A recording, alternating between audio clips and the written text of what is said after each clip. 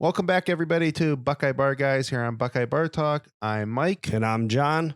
Doing our back to our bar show as we've had a couple, several shows between being canceled and not. We've had a lot. We've had It seems like a while since we've been here, but canceled games, and then work's just been crazy. So yeah, it's been a while before we've actually been at the bar. yeah. So, speaking of canceled games, got another one.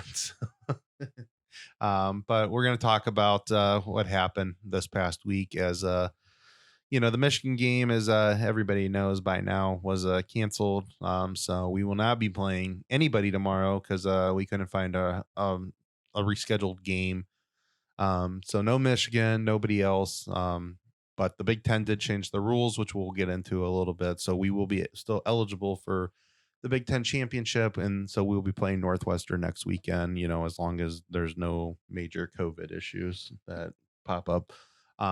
So before we get into just our thoughts on the Michigan stuff, just how you doing this week? It's been Well, Mike, you hit the nail on the head right there. This was supposed to be the happiest Friday of my year, and it has turned into the saddest week that we could have. So this is supposed to be the time that we all rejoice.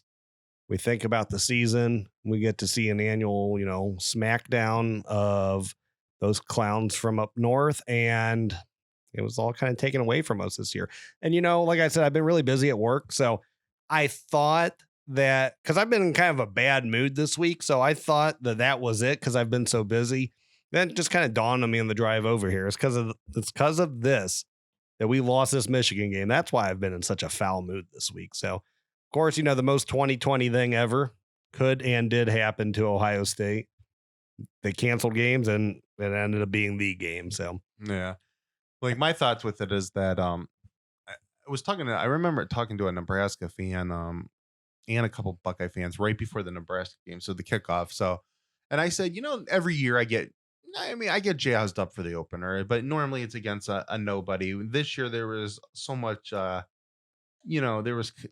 like with the cancellation and coming back. Plus, you're playing a better, well-known school, right? Yeah. So, like I compare that to just a typical adult life Christmas morning. Now, I still get excited about Christmas. You're off work, right?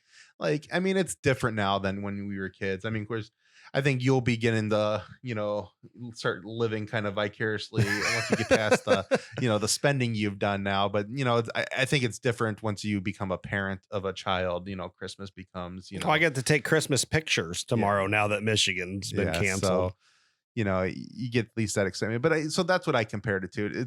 It's like kind of adult Christmas. You're happy it's Christmas, but, it's just another day of the year that at least you're not working. You get to enjoy time with your family. That's kind of what that opener was this year. Michigan's a lot different. Like Michigan has always been kind of Christmas morning when you're still a kid. Michigan is kid Christmas for sure. And I'm not, and I can even say maybe even kid level when you still believe in Santa kid level. Like, oh yeah. It's like you just are like, it's hard to sleep. Some fat dude just slid down your chimney and he gave you this game to watch. I don't care what the records have been the last several years. I get still every year so pumped up for the Michigan game that, that's the game. And it's, besides the 1 year, it's always a noon game. You're like, there's been mornings and it's not like, we're going to the game, we're watching it here or at somebody else's house. And it's like, you're still up at 5:30 in the morning. I think I was up last year at like 4 a.m. starting to cook. Bring stuff over here. Yeah. So, it's just, I made some chicken chili, some brownies for dessert. Yeah. I couldn't sleep. I was like, I'm up now. Might as well start making my food. Yeah. So, so that it just sucks. It's like, feels like Christmas.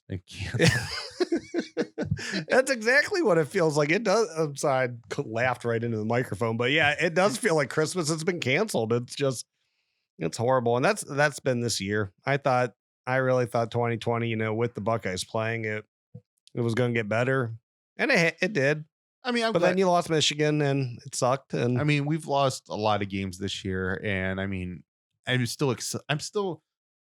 try to take a positive spin on it. I'm still happy with what we got. I think sometimes you have to take just a kind of a step back and be like, the season was canceled, And I'm glad we got to see what we have gotten to see so far this year. I mean, I wish it would have been a couple more games, not necessarily just for me. I mean, I think the team needs it. Well, yeah, the team definitely could have used the reps. But And that was like, and I think we're going to talk a little bit about some of the national takes, but I don't who he was, but he had said that is Northwestern going to get the week off now against Illinois so they can get a bye week and rest for Ohio State so they can have the same competitive advantage. I said, how about this? Give Northwestern the week off, give them a bye week to prepare for Ohio State, and let us play Illinois. Yeah, I mean, whatever. I think Ohio State, do you think Ohio State prefers to be off this week instead of getting more game reps? I mean, they want the game reps. They want the game period. They want the games in. Yeah. I mean, there's still like, I mean, I still feel fairly good about as long as we win next week, we're in the playoff. I mean, but you're still leaving some stuff up to chance, and it's nothing that they did wrong. And, it's just. Yeah, I know. I mean, but they also shouldn't be punished because games got canceled because the Big Ten were just jackasses and they put them in a situation that you had to play you had no room to make anything up. You shouldn't be punished for having one. And I know, okay, you didn't have the greatest second half against Rutgers. Penn State's second half was okay, but you shouldn't be punished for having one bad half this year, really bad half, but you still won the game. Right. So they're still undefeated. They've won every game that's been put in front of them. And what do you want? The only true competition to their spot in the East, they beat head to head. Yeah. And they're undefeated. So it's not like they had 2 losses and beat them head to head. And then Indiana should still have the winning percentage to go in. Yeah. One had 1 loss, one had 0 losses. Yeah. Before we get into before we get into some of the changes, you can tell we're a little heated about that because I think we both have some stuff to say on that one. Just to quickly, just to tie up the conversation on Michigan. I mean, it sucks that we're not playing them. Like we said, we enjoyed them, but I mean, I think we were kind of talking about, just favorite Michigan moments and stuff like that. I know you had a couple that responded to you. So if you want to just maybe read a couple off from people, and then we'll each give like just one of ours. Yeah, I'll read off some different things. So one guy said 2013 that, he had his newborn child and he about fainted when they missed the 2-point conversion in Michigan. That was 42-41. Yeah. When they couldn't stop Devin Gardner for throwing the ball. 2004 game was special. We were predicted to lose that game and we just absolutely annihilated them. And that was a turning point for quite the stretch for Ohio State. Yeah. You just came off of that, national title year, 2 years before. 2003 was good. 2004 really seemed like a rebuilding year, and they really kicked it into high gear in the second half of the season. Yeah. Michigan was on their revenge tour. We scored 62. I've had a couple actually. That was the revenge tour killer game. The one I loved, she said that she was upset that the moment that she remembered was Ohio State not going for it when they were up 62, that, they kind of like kneeled the game out, that she would have kept, pedal to the metal and scored more, which, by the way, I mean, by the emotions of Shelley Meyer, don't you think Urban knew before that game that this was his last year? Yeah. So why wouldn't you hang 70 on them when you had the chance? I know. I mean, I think that was I think the competitor in Meyer got them to 62, and then the football coach in him is what decided to take the knee. Right. One guy said that he went to the game up in Ann Arbor in 2011. So of course that was the one L and, sandwich between 20 years of greatness. Michigan fans said some not so nice words to him. Troy Smith play action on 2nd and 1 throwing to Ted Ginn. Was that 2006? Yeah. And then the revenge tour, 72, Woody grabbing me by the back of my jacket as I was running out to climb the south end goalpost. Favorite memory was 2002 game winning, which you and I were in attendance to that one. So we can attest to that. I mean, we're dating ourselves, but that was a fun ride. That was a hell of a game. Let's see. Individual moment. Olave's blocked punt was somebody's. Full game was the OT win with JT's first down and Curtis Samuel's walk-off touchdown. So 2016, that one was awesome. I love that one. And then, of course, when they took the knee for 62-39. Oh, and then someone else said the Curtis Samuel run in 2016, but not the touchdown run, the one that set up the JT's 4th and 1. No. So Yeah, pretty cool. A lot of cool moments. I mean, I loved all of them too, except the one that was told eat a eat a D or whatever when he was up in Ann Arbor. I can't relate to that one, but Yeah. no, the rest of those were awesome. I'm glad I asked that. I'm glad I got some participation. That was pretty cool. Yeah. I mean, anything that jumps out to you as your favorite? So let's just real quick favorite game. My favorite game was had to have been 2002, just because they were going to the national title. I was actually there in person. They've had a lot of special games since then. Like 2006 was awesome because they were 1 versus 2. Yeah. But 2002, that just felt so cool. My favorite moment, though, I was thinking Curtis Samuel for the longest time, but then I thought, and just like, I don't even know how I didn't think of this sooner. I mean, definitely Marcus Hall flipping the double birds in Ann Arbor, walking off the field. Yeah. Just to go off the '02 game, that was probably my favorite game too. Like I said, you said we were actually at the game. And it was crazy. The tickets at the beginning of the year, we bought them at the beginning of the year. We got them through. My mom was able to get them through her company, but they were 200. We got 4 tickets. They were $200 a ticket, and and my dad, and Ohio State won the year before, but I mean, we were all What are we like? What are we talking about though? What did they have? 5 losses the year before, 5 Yeah. or 6. I mean, Tressel didn't have a great first It year. was 5 losses. So I mean, they beat Michigan the year before, but that kind of like '02 kind of felt like the real first victory in what has become these last 2 decades. Oh because, yeah, because I mean, 01 felt like like a Cooper victory, right, against because Michigan. there was so like because you would always get one of those random ones, or you get a tie or something. But and that's kind of what 01 felt like. It was Yeah. like we'll see from there, and then I mean, Tressel, he declared it. I mean, he called that one out. Oh, yeah. And then so '02, we go down to the game. And when you go back, you watch the '02 game. I mean, it's not really an overly exciting game because we've actually what watched 14-9, right? Yeah, we've watched it since, that game. But being at that game, There's a lot of punts. It was really cold too. and being at that game was just one of the most exciting experiences I've ever had in my life. And we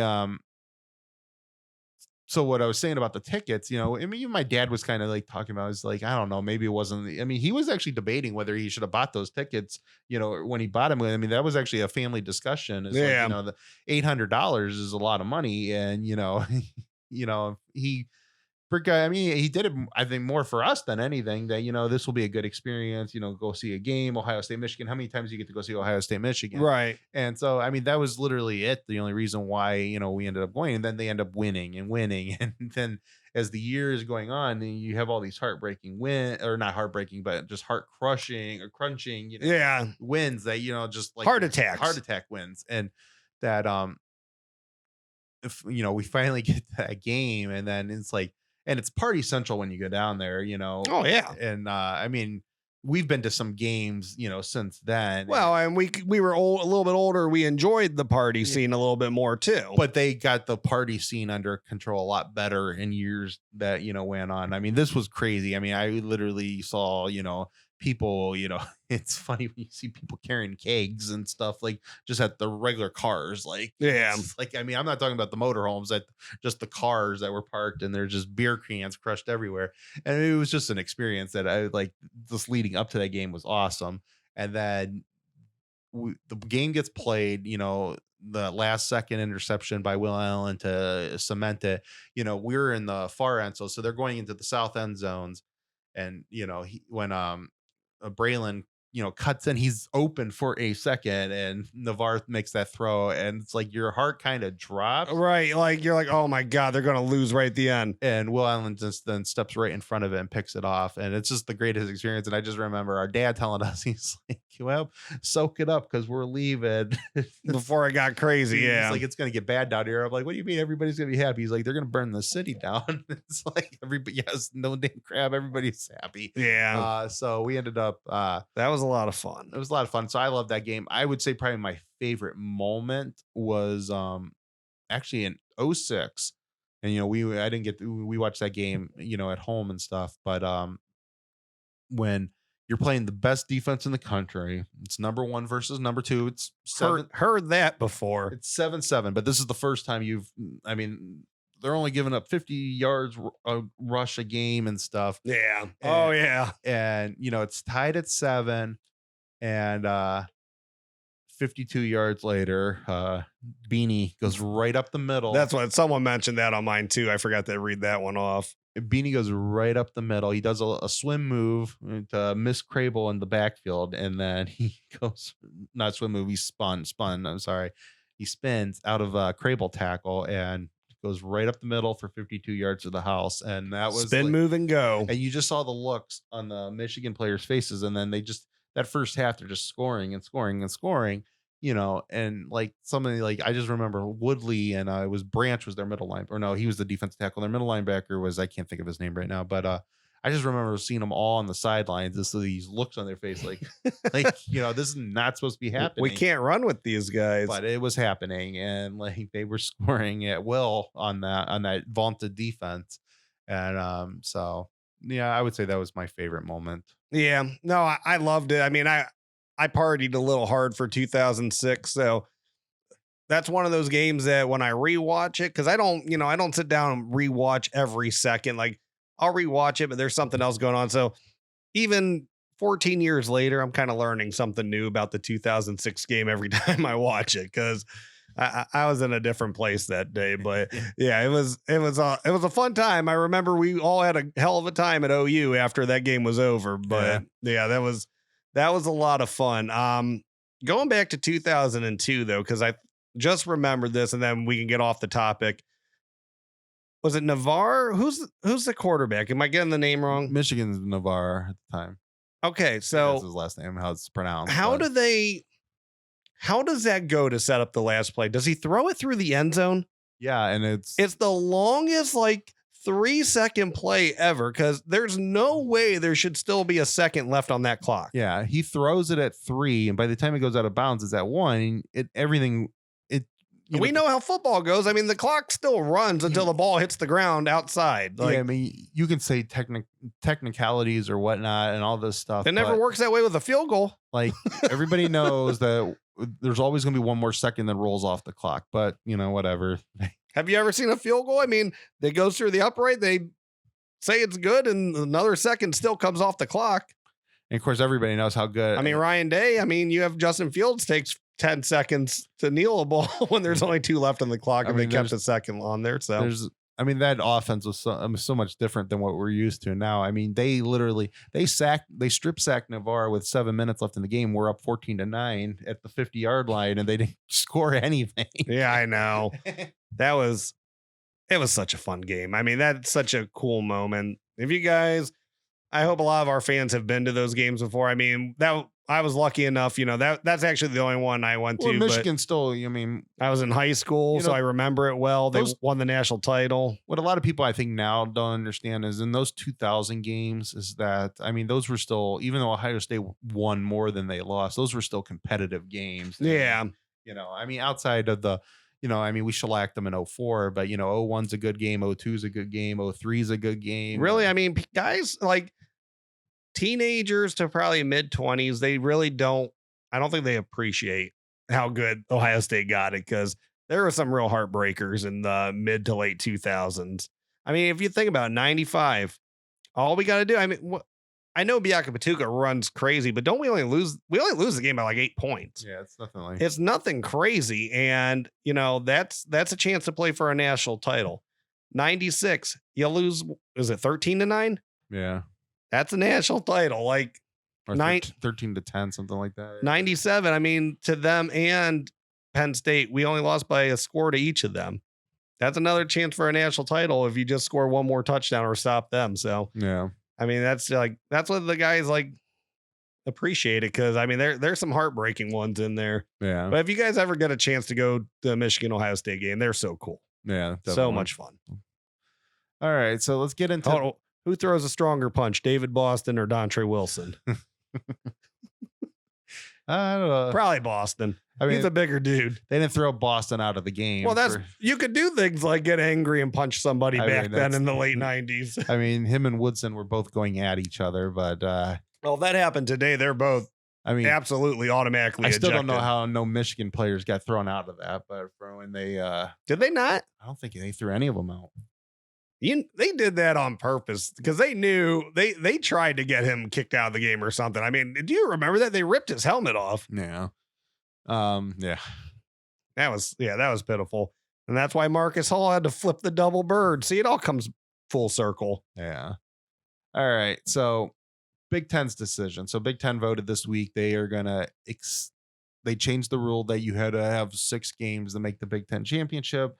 And, when you actually listen to, and I actually heard somebody when you actually think, when they actually, somebody just like sit down and discuss the rule and stuff like that, it made a good point. And I heard it discussed the other day. Their whole reasoning behind it was they were nervous that one of the lesser opponents, the Marylands, the Rutgers, or whatever, would have a boatload of games called this year, and they would be like 3-0 or 4-0, and Ohio State would be sitting there with like played 6 games, 7 games, but have a loss, and they would get the take because they had a better winning percentage. Right. So when you think about it that way, it made sense why they were still trying to protect their better teams. I don't think they ever expected that it was going to be Ohio State, needing that extra game to get in. So, a couple points on that, just to break that down. They didn't think I don't think they thought for the most part people were missing 3 games. So I thought they thought, 2 absolute maximum. So that's what we're going to do.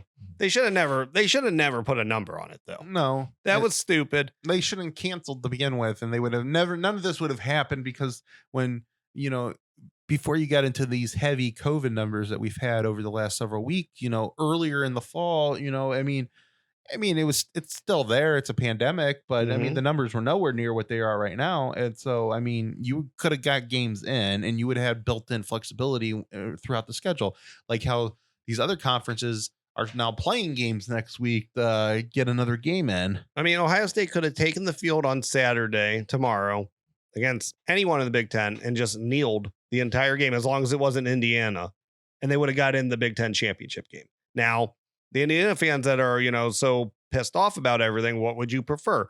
The team that actually deserves to go in there, play in the game, or then make a mockery of it? So, they could have lost and they would have still been in. They had the head-to-head. So even if they play that 6th game, it just makes sense. And then if you want to take it a step further, we don't know where Indiana's at. I'm sure the Big Ten doesn't know where Indiana's at right now. So are we really saying that the winner of the Penn State-Michigan State game, teams that are below 500, that they're going to represent the East when you have a 5-0 Ohio State there? Yeah. Because Indiana might have to cancel the game next week. Yeah. So, yeah, I'm sorry, but it makes sense. It was the right call. It's the smart decision. Indiana lost on the field. This would be nothing if Indiana beat Ohio State. Yeah.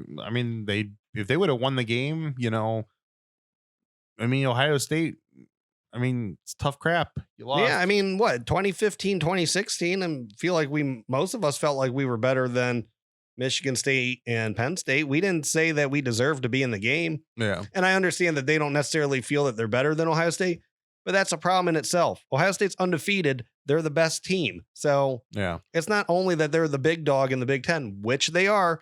You got to make a money decision. Fox was not going to have that. I know Tom Allen and their players aren't saying anything, but the 5 Indiana football fans that there are, and and worse, the fans from other fan bases that are just Indiana does they don't know what the hell they're talking about. I've had people tell me Indiana deserves to be in that game, and because of how good they played against Ohio State, there is no moral victory here. You lost the game, and if you want to argue it, both of those teams literally blew the other team out. Each and a half. Mm-hmm. Ohio State 35-7 in the first half. Indiana 28-7 in the second half. It's not, at the end of the day, Indiana, if you would have had one more touchdown in your half, the game goes into overtime. Right. You can go for 2 to win the game. I mean, that is the way it is. And, Ohio State played a bad second half, but that's more on Ohio State, I'm sorry, than it was on Indiana. Out of those 2 halves, that was more indicative of what that game was, to me, it was the first half. And I might be biased, but Ohio State looked a lot more dominating in that game than Indiana did. They are the dominant team. They were the better team. They had the better players, and they were putting just establishing their will onto Indiana. And and then they took a break in that game. Then they literally looked like, okay, it's time to go home. Right, that has cost them all year. I mean, they did it against Penn State. They did it against Rutgers. They did it against Indiana. But what happened? I mean, Indiana had something to play for at the end of that game. They're still down, a touchdown. They're down a score, and they got a chance to tie it. And what happens? They don't cross the 50. Their last two drives. Yeah, Ohio State finally. Ohio State's the one at the end of the day that's in position to score again at the end of that game. Yeah. Ohio State finally, their defense, it's like, okay, we're done doing this. We're done. Well, right. And Indiana around. wasn't picking them apart. It's not like Indiana's like, okay, we can go drive. I mean, what do? They threw the ball 40 yards downfield and somehow got big play touchdowns out of it. So, I mean, they had -1 rushing yard. Yeah, Ohio State made mistakes in this. They made mistakes in the secondary in the second half, and then they got complacent. And and that's honestly, some of their complacency probably caused some of those secondary mistakes because they weren't blitzing hard, they weren't rushing the quarterback hard. Right. It wasn't until the last two drives until the defensive line felt like the defensive line were all over Penix in the first half. Right. I mean, it was like it was like they were the Indiana jersey. They were all on him. And you know what? End of the day, Indiana got to beat the crap out of Michigan. So, like, they win. They win this season. They got the game we wanted. But realistically, I thought about this. Break down common opponents, okay? Penn State. Who looked more dominant? I mean, I would say Ohio State. Yeah. Rutgers. Who looked more dominant? Ohio State. Michigan State. Probably that's a wash because Indiana only scored 24 or something, but Michigan State didn't score. But I believe there was a point in that Michigan State game. It might have been 28, it might have been 35. I can't remember, but we're up 28 or 35 to nothing. And the most impressive win they had all year was against Wisconsin. And it's just, and Wisconsin's 2-2. We know nothing about them. Yeah, we don't know how good they are. I mean, they scored 7 points against Northwestern. Michigan State scored over 20. Yeah. So I mean, look, I have nothing against Indiana. They've been the feel-good story in the conference. You lost the game. And, I'm sorry. You can't argue to me that you can't deserve something if you actually lost. No, you can't moral victory your way to a W. You got the L, Ohio State. It was a head-to-head game. Ohio State's undefeated. You got the L. You got to live with it. That's fine. Get your revenge next year in Bloomington. No. If you can do it, that's fine. But you lost a head-to-head game, and I'm not going to feel bad for you. You were down 35-7. If somehow miraculously Ohio State came back and you were up 35-7, Ohio State wins 42-35, they still beat you, but at least you would have more of a case then. Yeah. But you didn't win. You don't deserve to be there. You're not going to be there. The Big Ten did the right thing. Yeah, exactly. So we're going to play Northwestern now. You know what you're going to get out of Northwestern. Pat Fitzgerald's teams. He's going to throw a good defense at you. They're going to be a disciplined defense. Sure. But Ohio State still, they are the dominant team on the roster. They have the better players, and the way everybody's acting right now is just I have this feeling that 20 point spread right now is low. That I just think Ohio State's probably going to hand them their lunch because they're going to get into the mindset that they need to blow them out. And they might need to be in that mindset. So this is another question that I had posed on Twitter is I asked, are you win and you're in if you're Ohio State, or do you have to win comfortably? And everybody said win and you're in. Mo said, though, why not win comfortably while you're at it?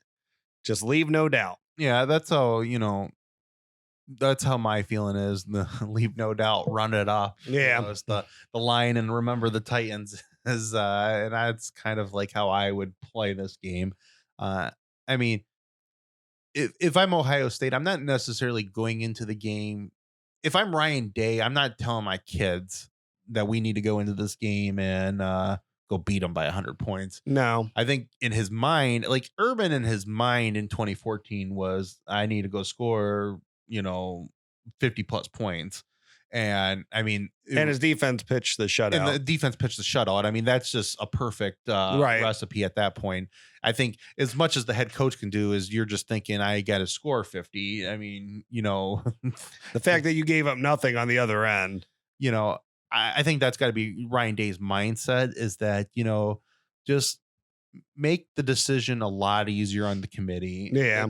So the committee chairman, who's Iowa's athletic director, can come out and say, when they make the decisions the next day, is like, well, yeah, they played 6 games, but they proved last night that they're one of the 4 best teams. And, and if that all our job is to put the 4 best teams into the playoff. And if they would have played a full season, if every team would have played a full season, we feel like Ohio State would have been in the top 4, because they proved that they are just one of those teams. There's nobody close to them outside of the top 4 in talent.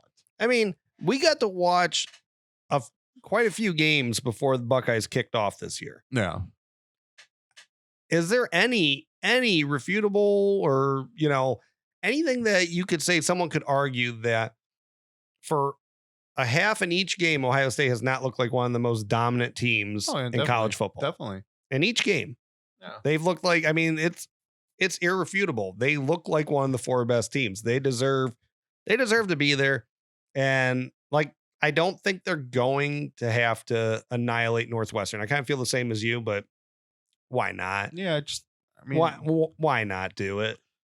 I just think that needs the mindset is definitely win the game, but look good doing it. I mean, they don't need to do a 59-0 game, but if they come out and they win, if they win 42-14 and they were in control of the whole game, that's a dominant win. I think that's a no-brainer. I mean, I think they probably can win 21-14 and get into the playoff. But yeah, a game like a 42-14 to 38-14, they're in.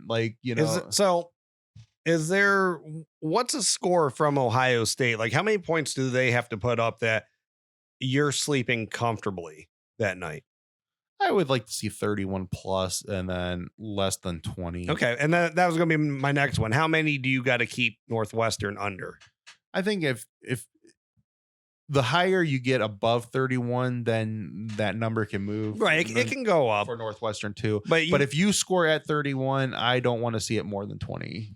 Maybe less than 20. Like a 31-17, I'm feeling good at that point. You can't afford to have you can't have like a 55 to 48 or 49. Yeah, and I don't think Northwestern doesn't have it in them to score that. Indiana much. Actually has offensive players, especially when Penix is out there, or at least receiving that.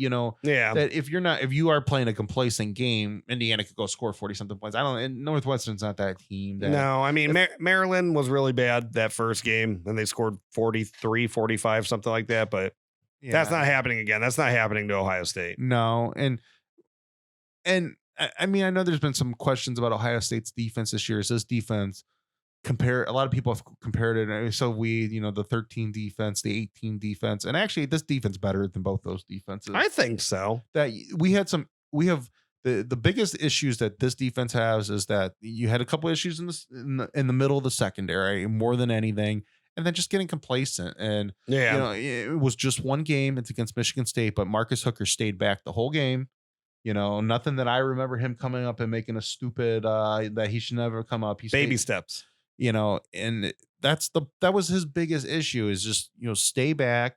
You're playing the center fielder. So, you stay back and when you see the ball, you go to the ball. And like I said, he could be a little quicker. We said last episode, he could be a little quicker doing that, but that comes with, but that's recognition. I mean, you got to break the bad habit first. Yeah. And then that stuff that comes with the reps, which sucks because of the games you're not playing. Literally 2/3 of the battle is just staying back. Right. Once you get your reps in your feel, that's going to come natural to you. Get out of the bad habit first. Yeah. And then the rest of that will come with time, which I don't think Northwestern is going to test you too much. So that kind of sucks because you would like just to be able to see the stuff, diagnose it.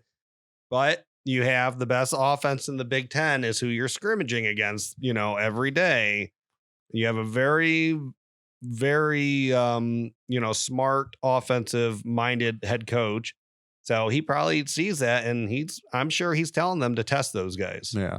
Um, I think the two biggest things that probably is going in Ohio State's favor right now is that I think the COVID issues probably ended up bringing the team together Mhm. that they needed. And, you know, you usually gel over reps, but sometimes you can gel over extraordinary type of things. And I think that was I think that could have got them to that gelling part.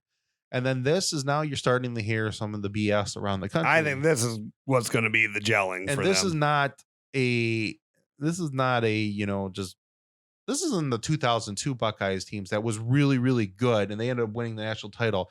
And when you get into that one game against a team like a Miami, a team that probably should beat you 7 out of 10 times, 8 out of 10 Right. times, when you think about all this, even though Ohio State ended up having a lot of guys drafted off that team too, but it's just when you hear all that stuff and you gelled that night and let's go win this night. That was the 0-2 team. They were good enough to win that night. This team on paper is better than almost every Ohio State team we've had. They got their weaknesses. I mean, they're not as good as last year's defense. And I think in total on paper, they're better team. Well, you lost a lot on your defensive line. You lost a lot on your secondary, but I get what you're saying. Yeah. They got better. They're probably better on offense. They definitely have better position groups, but they definitely have weaker position groups too. Yeah. I think probably just where the receivers are right now, they're probably better than. I would think so, but I will say you got to feel really confident last year, though, when you have those guys that just got all those reps, like your Austin Max and Victors and KJ Hills. Like you feel good throwing to those guys. My point is that these are just better kids than most. This is one of the best teams. They're more talented. This is one of the most talented teams you've ever had. Absolutely. And only in the last couple of years is it comparable to this. Yeah. So, and that's not to say anything away from Jim Tressel's recruiting. Jim Tressel had, that 0-2 class was a very very good class. Mm-hmm. That was a top level class. But it's just the point is just, this is a team that they if they feed off of this, they actually have the talent that they can go out and win this game next week easily, and then go win the 2 games in the playoffs. I think so.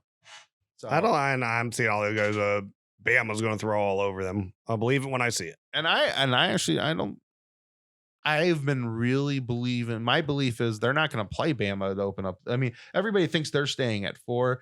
I don't think so. They're going to 3. They're going to 3 when Clemson beats Notre Dame. And and here's my. If Clemson beats Notre Dame, they're going to 3. And if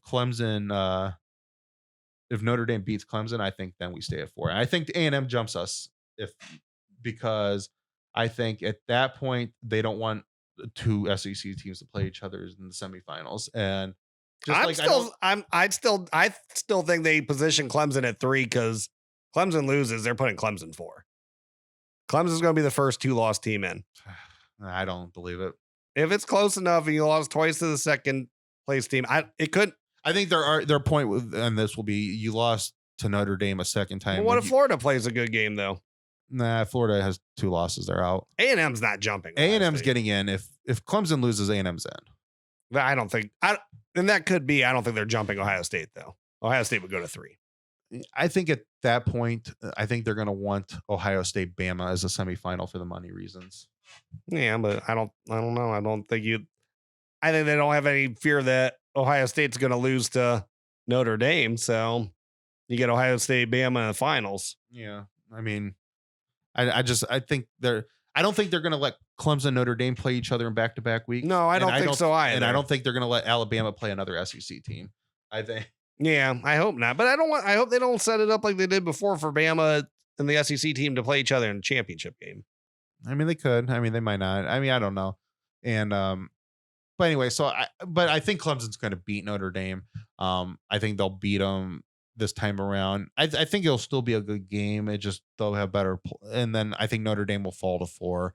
Clemson will move up to 2, and we'll move to 3. And that's we get to play them in the 2-3 game again. Yeah.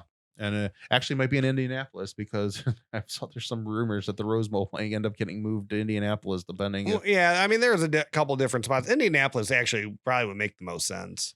And then I was saying if we play Clemson in Indianapolis, like, tell the Indiana governor to let 50% of the capacity out there. Just spread it out as best as you can. Yeah. It'll all be Buckeye fans. Right. Now, we'll see how the playoffs go with that, but I don't know. I mean, I feel comfortable if they win, they're in, but you still want to win comfortably. Yeah, that's my point too. All right, so before we finish up, so I mean, we talked a little bit about the national stuff. Now, I saw before we get to Dabo, and I think we'll finish on Dabo's comments on today. But I mean, I've seen a lot of Buckeye fans. You know,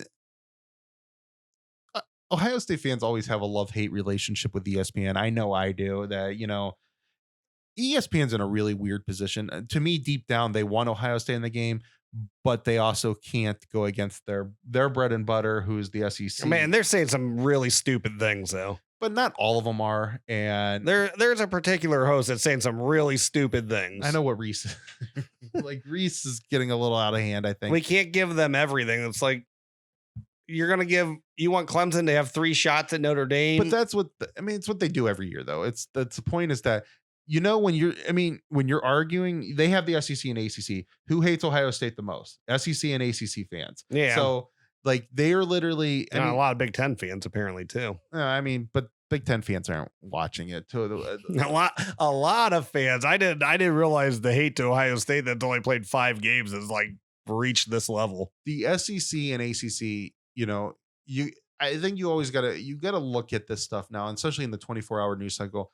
They're creating shows, and the biggest ratings they get is Ohio State. So right, it's on both sides of it. It's Buckeye fans and it's the fans that hate Ohio State. So they use that to their advantage, and it is what it is. And you get your stupid things like the different stupid stuff Desmond says, but at the end of the day, I know deep down, especially when you think about who owns ESPN, like in the year that they've had with all the money that Disney's lost, they want Ohio State in that Final Four because they need a payday right now. And that for sure.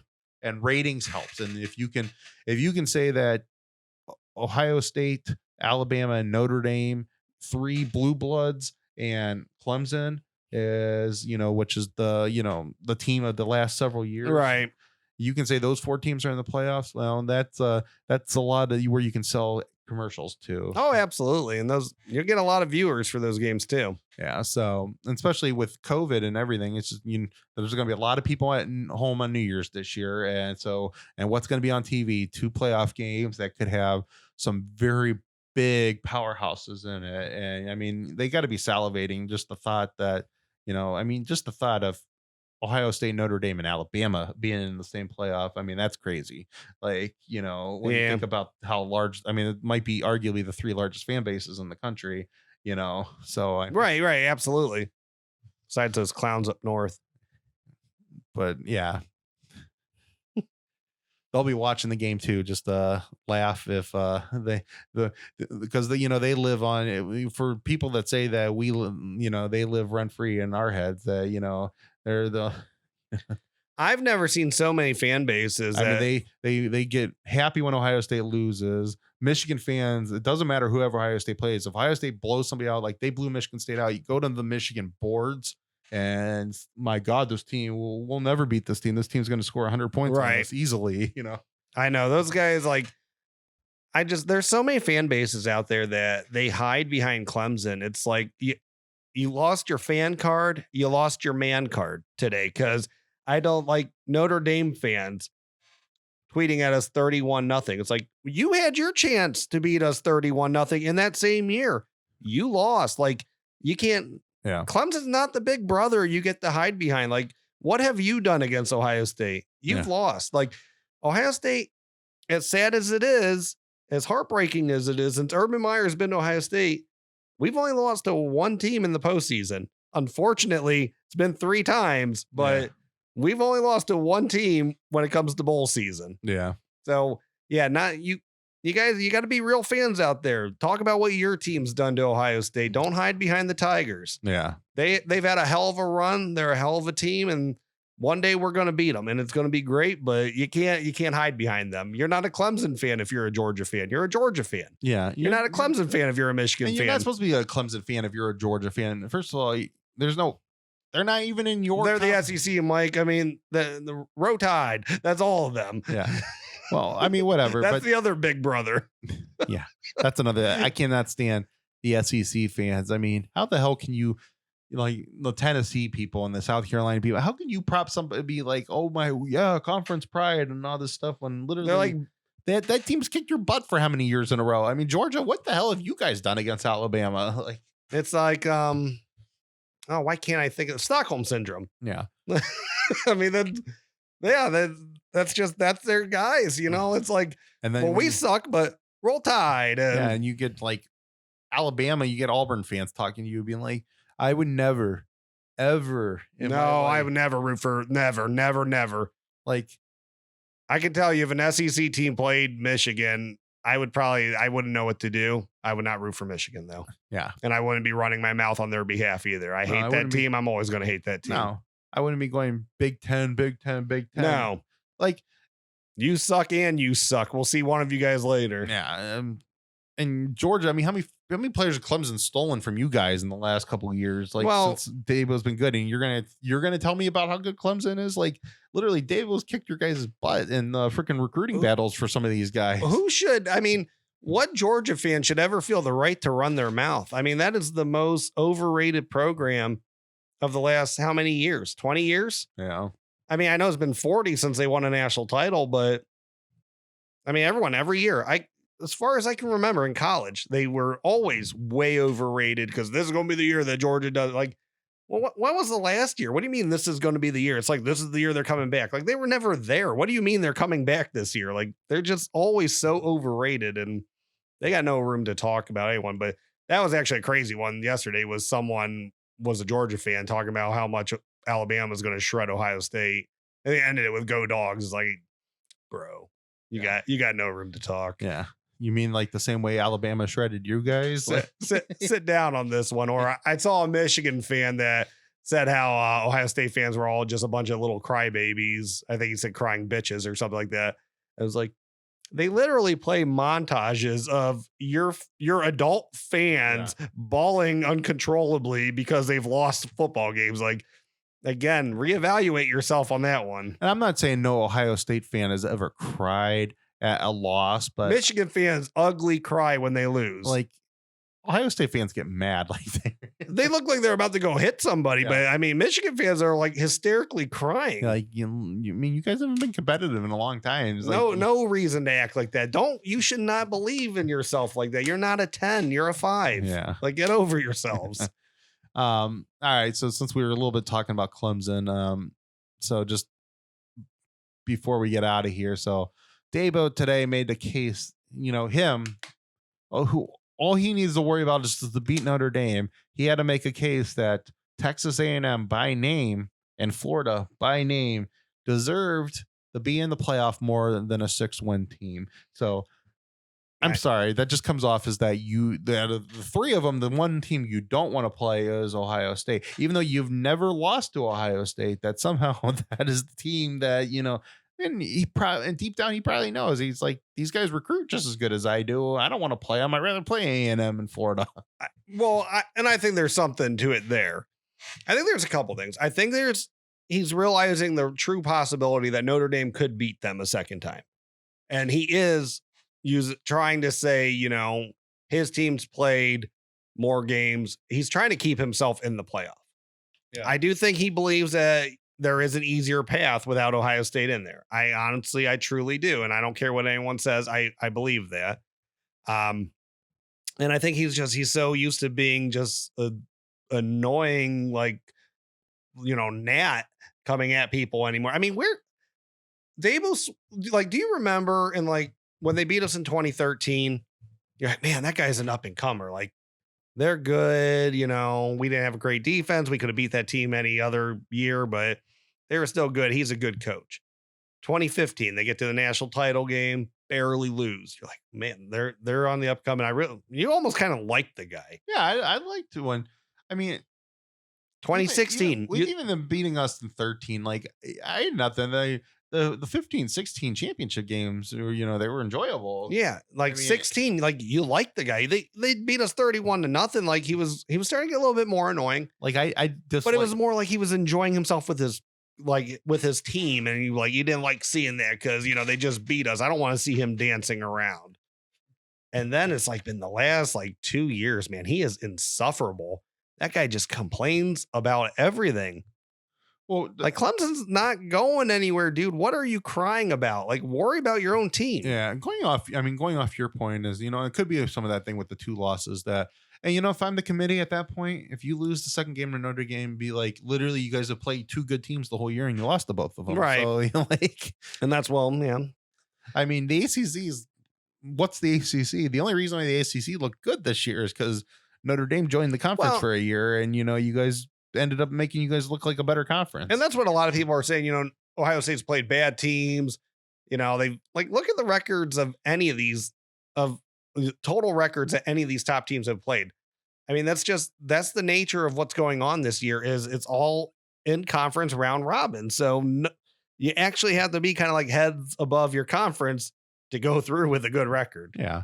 And with a really impressive record. I mean, there's 500 teams or better out there. Notre Dame ended up playing the better. They played conference. I think they played North Carolina too. Yeah, I mean, I know Clemson played Miami and Notre Dame did play Miami. That's true. And they did. And Miami still only has 1 loss. Yeah. So I mean, that is one there. I mean, the ACC is a little bit better. I mean, I forgot Miami was his. At least they're what do we really think about Miami though? I don't know. I'm not going down that rabbit hole with Miami. Where are we at on time? We still got some time. What actual time? What time is it? Oh, 8:01. We hear anything? I know it's early. I haven't got any text messages yet. What he's referencing is Emeka Egbuka, the number 1 receiver in the country for the 2021 class, is about to announce any second where he plans to go to college. So I'm not sure if we're going to get anything today right now. So we don't have anything yet. So let's just keep rolling. All right. We'll go a couple more minutes to see if we'll give him some time. But, so yeah, just the known thing with the to me, Dabo, I don't know why. And isn't it disrespectful to a 6-win team? Say who you mean. Yeah. There's only one team that could possibly be. Say what you mean. I mean, at this point, it's still bulletin board material. I mean, whether you're gonna. Yeah, I don't know I don't know how close that game was last year, and I know you get new guys in, but you lose guys the year before. You don't have your 2 receivers, even though they did nothing. You lost most of your offensive line. I don't know if I would be trying to piss off Ryan Day in Ohio State right now. Yeah, especially because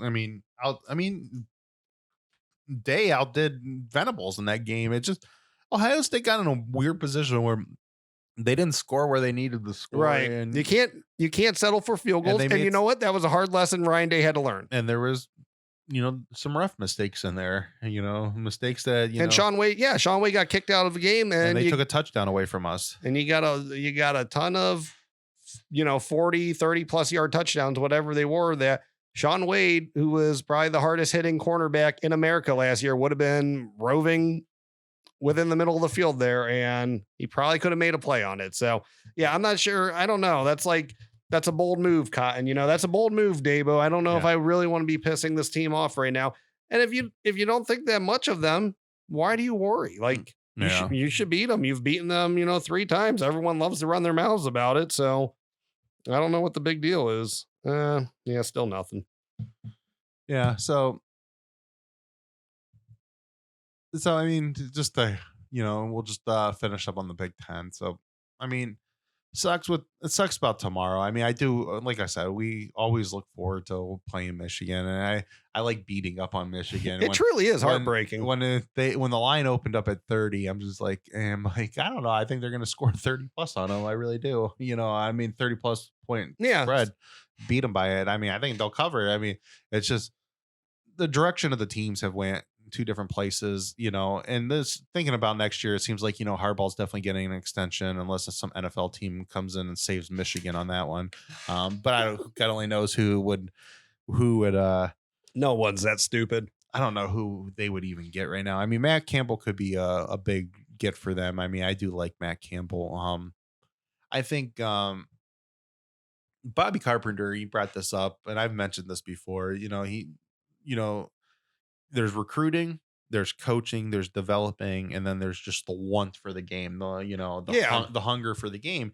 And he said, and this was after last year's game. Right now, Ohio State is dominating them in all four of those aspects. Right. I mean, Michigan's getting some good players here and there. So I mean, the recruiting, Ohio State's been top level recruiting. Michigan's not been awful recruiting. But the coaching, I mean, they've outcoached them big time. Mhm. Their development level, I mean, these guys, I mean, you look what these kids are getting drafted at, just how much better our draft places. Oh, yeah. And then you would not think, just by watching the way every year goes, you would not say that Ohio State is the team that has won for 2 straight decades, because when it comes to playing Michigan, they don't look like they've been complacent. No, they're hungry. They want to beat the crap out of them every year. It's like every year, it's like, I'm going to go do better than the team before me did. Well, and they still say, I don't know if it's every practice, but it's at least every week somewhere in practice, they just have sessions dedicated to beating them. Yeah. It means more to them. So you actually brought up a point I wanted to come back to, because we didn't get to do this because there was no game. So let's take out what could have been missing from COVID. What would you have said your final prediction for this game would have been? So is this, do we have a full season, or this is, like the week we would have had, just, we don't know who would have been out for, what was contact tracing, what was COVID, what were injuries. So let's not worry about that. Let's just, my prediction, guys that we knew were hurt, let's say they were out. My prediction was going to be, I was going to say 56-13. I was going to say anywhere from, I was saying 73-6, but I think anywhere from 62-73 to 6-10, somewhere in there. Yeah. I mean, I saw Michigan's team. They were bad everywhere on offense. They're bad everywhere on defense. We're good everywhere. I've watched, offense. actually, I think I've watched more Michigan games this year than Ohio State right. games. So. Michigan's, they were historically terrible on both sides of the ball. Yeah. So I don't know. I know Hassan Haskins was starting to run better, but I don't know. I don't know where their points were coming from. Run better against who, though? I mean, well, you don't run better against Ohio State. That's the thing. Like, and he was not going to run better against Ohio State. No, I don't think so. Yeah, I mean, I'm sorry that guy ain't gonna. It's not Mike Hart back in 06 when he has that 100-something yard game, right? Like, I know. I mean, I don't know. I don't know where their points were going to come from. So I'm not sure. What would I don't know. I think they would have. I think it would have been like a historically bad game. I mean, they're bad on both sides of the ball. And we're so good on offense. We would have ran out. We would have scored more on them, definitely, than we'd scored against Michigan State. Yeah. No doubt about that. Now, I had an idea, though, and I'm going to run this one by you. So, December 19th, you kick the crap out of Northwestern. December 20th, you get in the playoffs. December 26th, send your third stringers. We can play in Ann Arbor. Go get your gold pants for the year. Win those for the older guys. Yeah. I mean, it could happen. I mean, I wouldn't be against it. I mean, what? It's your third string. And you know what? It's going to be a close game. I don't want Michigan to win, but they might actually pull it off against third string teams. If you don't have all that depth, if you're only sending your third and fourth stringers out there. I mean, CJ Stroud lights them up. The only thing I would say, I would actually have no problem them playing another game in between. It's just because the New Year's is on a Friday this year that it's, I mean, you need your depth. So, I mean, no, you were not going to get too many guys hurt. I mean, they'd suck. Yeah. Win your gold pants. But that's what I'm saying. And then you're back for the rest of the week to practice. You're lose. I mean, because you're playing a day earlier on, it wouldn't be a normal Saturday to Saturday. Right. So, I mean, they're young, especially they're freshmen. They got plenty of time to rest. They're going to be fine. Yeah. Yeah, but Dabo, he's it looks like we did get the boom. Emeka Egbuka is a Buckeye from what I'm seeing. So let me just make sure. Yep. Yep. No, they got him. That's for sure. And let's see. That's yep. They're all saying it. So that's awesome. That's gonna be so. If Caleb Burton, if that holds pat for next year, they're Brian Hartline will have secured 3 straight #1 receivers in the country. And the one, the year before that, Garrett Wilson somehow wasn't the #1 receiver. Yeah. So yeah, shame on him. God, that's Shame on him. Well, I mean, when you're getting elite quarterbacks and I mean, usually those all follow each other. And when they started getting the elite quarterbacks, what Dwayne did, and then you got Fields, and you got then you got Stroud, Miller, McCord, Ewers now, and you got a good recruiter recruiting these wide receivers now. I mean, this is going to happen. Develop your line and start getting some studs on that offensive line, because that offense is going to score a lot. Because Evan Pryor said he's not going anywhere, and damn well Trevion Henderson isn't going anywhere either. They're going to score at all angles. So holy crap. I mean, think about it like this. You're going to get a point next year, because we know Olave's gone, but you're going to get, assuming everyone's healthy, Fleming, Garrett Wilson, and Egbuka on the field at the same time together. All right, so Michigan. I mean, Harbaugh just got the sweats, man. He just woke up.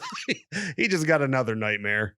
Be like, can we cancel next year's game too? Yeah, that COVID's still running wild. Yeah. All right. Well, we'll call it a night off of that. That was a good ending there. I just thought about that at like 15 minutes ago. I'm like, oh, we're probably going to be pushing up against 8 o'clock. Yeah. So Sorry for checking all the phone checking there, but it was good news on the other side of it. Yeah. All right. Well, I'm excited. Oh, hell yeah, man. All right. Well, we're going to sign off on that. So thank you everybody for coming out tonight to the Buckeye Bar. I am John. And I'm Mike. OHIO. Well, thank you for watching here, the Buckeye Bar Guys, here on the Buckeye Bar Talk Network. Please subscribe to the network, and when you get the little notification bell, just hit that. Hit all notifications. That way you'll get alerted when all the new episodes come up.